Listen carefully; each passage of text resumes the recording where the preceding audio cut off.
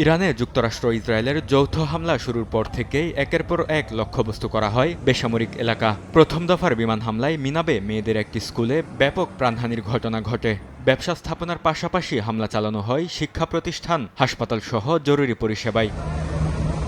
ইরানের red crescent society জানায়, যুদ্ধ শুরুর পর থেকে দেশজুড়ে ৭৬৩টি স্কুলে হামলা চালানো হয়। একই সঙ্গে ক্ষতিগ্রস্ত হয় হাজারো বেসামরিক এলাকা।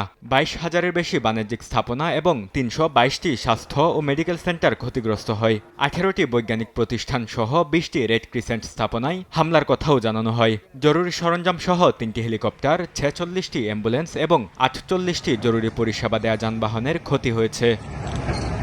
হামলার শিকার হয়েছেন জরুরি সেবাকর্মীরাও। রেড ক্রিসেন্টের ৪ সদস্য সহ ২ জন অন্তঃসত্ত্বা নারী নিহত হয়েছেন। হতাহতের শিকার হয়েছেন মেডিকেল কর্মীরাও। লক্ষ্যবস্তু হয়েছে পেট্রোকেমিক্যাল স্থাপনা, সীমান্ত ব্যবসা টার্মিনাল, শহীদ বেহেশতি বিশ্ববিদ্যালয়ের বিজ্ঞান গবেষণা সহ অসংখ্য বেসামরিক মানুষের ঘরবাড়ি।